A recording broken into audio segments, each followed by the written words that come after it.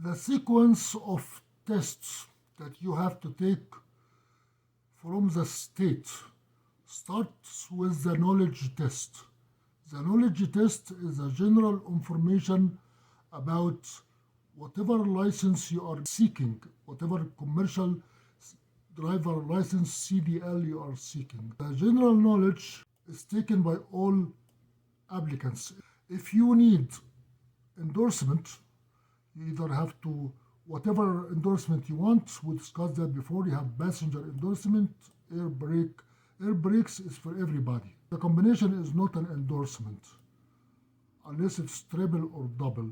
The hazmat is an endorsement, the tank endorsement, the double and the triple are endorsements, the school bus are endorsements.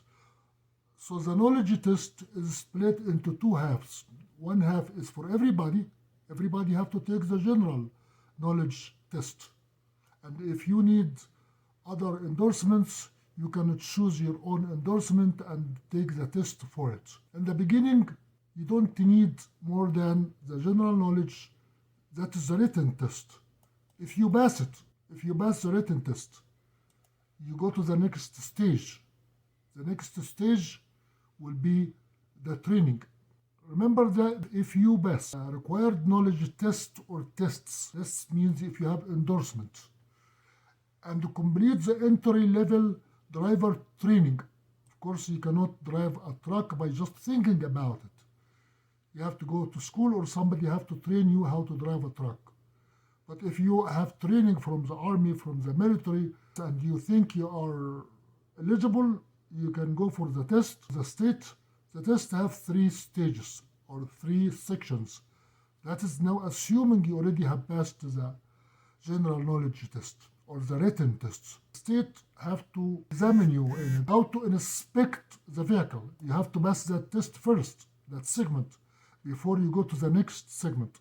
If you know how to inspect the vehicle, which we are going to study in the next few chapters, you are going to go to the second phase, which is how to control the vehicle. Control the vehicle means how to drive forward, to drive straight backward without hitting anything, how to do offset parking and parallel parking and angle parking. Remember, you have to pass those in sequence. So now you pass the general knowledge.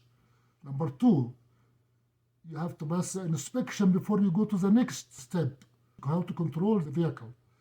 If you can control the vehicle and you don't fail, if you fail any of these tests, you have 3 chances.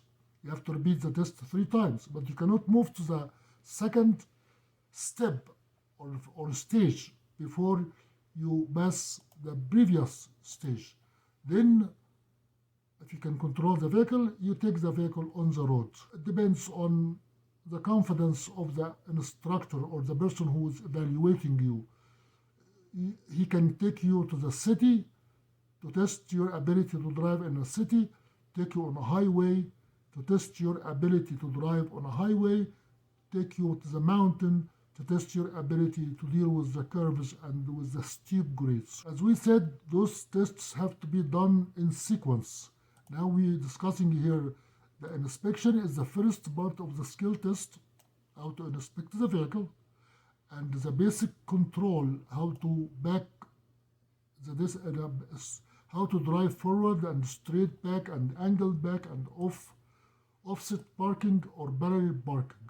And the on-road test, how to change lanes, to signal, to slow down to the exits, to speed up, to follow the traffic flow, to control the vehicle in the curves, in the grades, and so on, and how to signal to other drivers. In order to get your commercial driver license, you have to have a minimum 1 year driving a passenger car. You cannot have a commercial driver license for the first thing in your life without driving a car for 1 year. That is the minimum requirement in the state of Utah. You will have to surrender your license, your passenger license, to the state, and the state will have to start the process of giving you a permit to drive a commercial license and finish your learning process. When you get a commercial driver inspection permit, it acts Most of the time, it will have the same number of your passenger license. It will allow you to go through the training process. In the beginning, they give it to you they print it on a printer and they give you a temporary copy. Then they send you the permit to your home after a few weeks or 2 weeks or so. If you are under the age of 21, you cannot have a passenger endorsement or a school bus endorsement or hazmat endorsement. Those are for people who are over the age of 20. The medical documentation. Well, you have to go through a very specific doctors who are certified by the federal or the state to do the DOT test, DOT or Department of Transportation test. They examine you medically usually the examiner is a nurse. Seldom you get a physician. They do the vision test, the color test, the scope of vision, some skill performance, like you have to squat up and down and stuff like that. And you get what we call it a certified medical status. There are two options. Whether you need a certified Department of Transportation certification or you don't. We are going to discuss that in what you call it exempted drivers and the non-exempted drivers. If you fail to get the medical certification, you are not certified to drive a commercial vehicle. First, you cannot have epilepsy. If you have type 1 diabetes, you have to be under control. You cannot have high blood pressure within certain limits.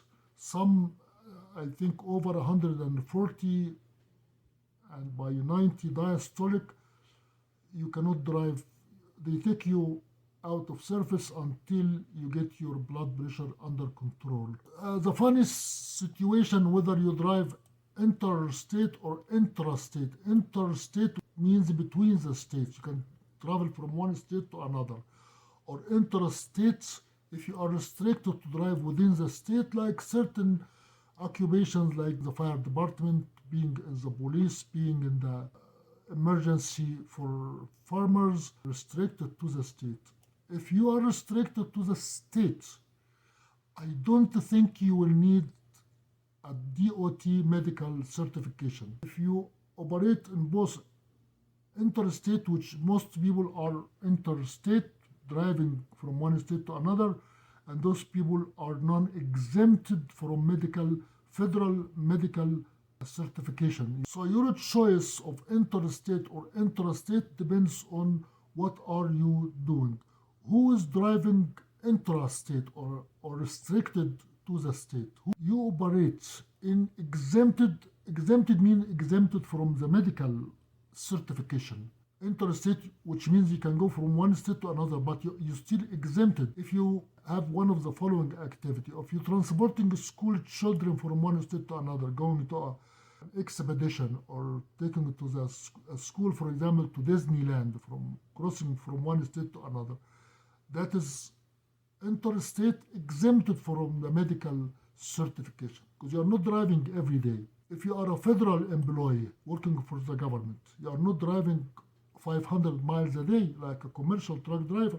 If you transporting human remains or sick or injured people, if you work in the fire or rescue and so on, that is intrastate, which means you are restricted to the state because you are not doing heavy commerce trade. You are not transporting goods, you are doing surface. So the difference between interstate and intrastate is whether you are working solely for transporting goods or you are working in commerce. Interstate commerce, you're still working in intrastate if you're still in the commerce, which means transporting goods. In interstate, all that sections only determine whether you need certification, medical certification or not. You make your own choice depending on your kind of occupation. The restriction in Utah, A means they have no restriction, B means corrective lenses. In corrective lenses, you determine that when you take your medical certification, you can tell the doctor or the nurse whether you need glasses or not. Whether C means mechanical aids, and so on. All these restrictions are determined by the conditions. If you have any special conditions, you can read them when you have time. We already discussed the endorsement before. If you drive a motorcycle, you need an M endorsement, N for tank, B for passenger, T for triple or double, X for hazmat, Z for taxi. I never knew that there is a commercial driver license for taxi or for a motorcycle. X for hazardous materials and tank. There's a difference between X and H. H for hazardous material. The medical examination is frightening for many people who are out of shape, unfit, have bad habits of smoking or drinking. Many people struggle with the medical certification. You have to go through a certain process that is sponsored or administered by the Federal Motor Carrier Safety Administration. They make urine test, they measure your blood pressure, your vision, your ability to lift light stuff, your ability to squat, you have no paralysis, you don't get dizzy. I think the diabetes, if everything is urine. If they do the hair test, that depends on your employer. Some employer wants to know whether you have drugs in the last 120 days. So they do the hair test, what you call it, the hair follicle test. That determine whether you use the drugs in the last few months or not. Because you are a commercial driver license engaged in a very intense safety occupation, your motor vehicle record can be pulled for the last 3 years by any new employer. And employers will track your motor vehicle record at the end of the year. The commercial license, driver license, motor vehicle record, it has information about your history, your conviction, anything that has to do with your operation of a motor vehicle, your certification or whatever you told the state who you are, what you have, what you do, about your medical condition, about your history, and your medical certification. All that goes for the commercial driver license motor vehicle record. We will leave the plea in abeyance. You can read it when you want. That's related to your violation motor vehicle history. How do you get CDL disqualification? When do drivers get disqualified? Of course, it have to be related to alcohol, drugs, accidents, and criminal records, commission of a felony. It is illegal to operate commercial motor vehicle when your blood alcohol is 0.04% or more. You can drive a passenger car in some state 0.08%, but 0.04 for a commercial vehicle is illegal. You lose your commercial driver license for one. Remember, that is serious. If you make living from driving a truck and you are found inebriated or intoxicated or have blood level over 0.04 or higher, you lose your license for 1 year. But many people will not hire you unless you are private small company. Are under the influence, blood level 0.04 or refused. Remember, if you refuse to do blood alcohol test, you lose your license. If you have controlled substance with a prescription drug or any substance that alter your mind, if you run away from the scene of the accident, commit a felony while driving using the commercial motor vehicle, transporting illegal alien, transporting drugs, transporting weapons, or causing fatality through negligence, you lose your license for 1 year. You will lose your CDL license for 3 years. Offense occurs while you are operating the motor vehicle that is placarded with hazardous material. Hazardous material is a headache. You will lose your CDL for life for a second offense. If you get caught for the second offense, intoxicated once, intoxicated twice, you lose it for life. You will lose your CDL for life if you use commercial motor vehicle to commit a felony. You will lose your commercial driver license for life if you are convicted using commercial motor vehicle involving human trafficking, transporting people across the border. What is a serious traffic violation? You will lose your CDL for at least 60 days if you have committed 2 serious traffic violation within a 3-year period involving commercial driver license. Excessive speeding, 15 miles or more above the posted speed limit. That's called serious traffic violation. Excessive speeding, reckless driving, improper or erratic lane changes, following too closely, traffic offenses committed in the commercial motor vehicle in connection with fatal traffic accidents, driving a commercial vehicle without obtaining a commercial driver license or having CDL in the driver's possession. If you don't have the CDL in your possession and driving a commercial motor vehicle without the proper class of CDL and or endorsement, you left your commercial driver license at home. Driving a commercial without obtaining a CDL or having a CDL in the driver possession and driving, you will lose your CDL for at least 60 days if you have committed two serious traffic violations. Two serious, which means, remember the number two.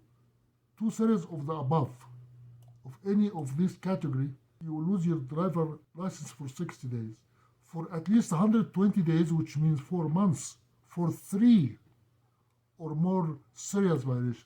Here where they can get you, if the police officer, the trooper stopped you, try to count how many serious violations that you have. Look at how trooper will do it for you. That is one of the funny situations. Remember the number 60 days and 120 days. If you have a combination 2 or 3 of these violations, suppose now you're driving over the speed limit and at the same time you're driving recklessly. That's 2.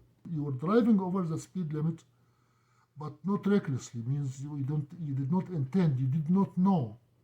The officer stops you, why did you drive over 15? He said, I didn't know, I did not see a sign.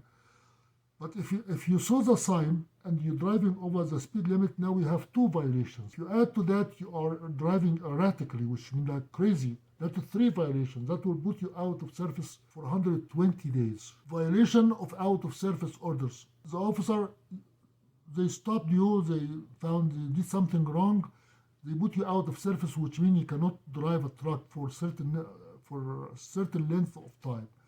You will lose your CDL for at least 90 days if you have committed your first violation. So the first violation, the officer told you you cannot drive and you drove, that's 90 days. 90 days is 3 months. For at least 1 year, if you committed for the second time, violated out of service, that's 1 year. For 3 years, if you committed 3 or more times, you are not going to drive a truck for 3 years. Still very kind, huh? It's very kind to allow you to drive if you break the rules for 3 times, for 3 years. Railroad highway grade crossing violation. You will lose your CDL for at least 60 days for your first violation. Railroad grade crossing violation. This is the railroad when there is a sign that say you cannot. The first violation is 60 days, second violation for 120 days, for at least 1 year for the third violation.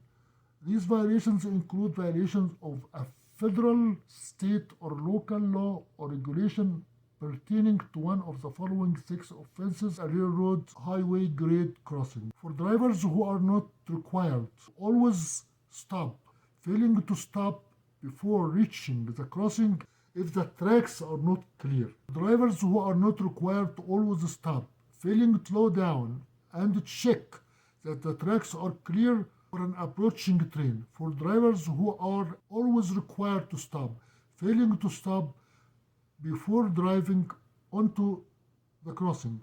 For all drivers failing to have sufficient space to drive completely through the crossing without stopping. All drivers failing to obey a traffic control device or the direction of the enforcement official at the crossing. All drivers failing to negotiate a crossing because of insufficient undercarriage clearance. Undercarriage, which means you don't have enough clearance above you because you are too high and the clearance does not allow you. Hazardous material endorsement background check and disqualification. If you require a hazardous material endorsement, you will be required to submit your fingerprints and be subject to background check. You will be denied or you will lose your hazardous material if you. When do you lose your hazmat endorsement are not a lawful permanent. That's immigration situation. If you renounce your United States citizenship, are wanted for indictment, for felonies, and so on. Traffic violations in your personal vehicle. The Motor Carrier Safety Improvement Act requires a CDL holder to be disqualified from operating commercial motor vehicle if the CDL holder has been convicted certain types of moving violation in their own personal, which means if you're driving your own personal vehicle, it's no different from driving a truck. You get ticket while you're going home in your car, affect you. If your privilege to operate your personal vehicle is revoked, cancelled, suspended due to violations, you will lose your CDL license. If your privilege to operate your personal vehicle is revoked, cancelled, or suspended due to alcohol. Other CDL rules. There are too many rules in the commercial business, and some of these rules will take you to court. My first jury trial in court was because of crossing the red light. I did not really cross. The camera showed me I did, but it was very close to call. You cannot have more than one license. This is one of the rules. Of course, you cannot have more than one license. You must notify your employer with any conviction within 30 days.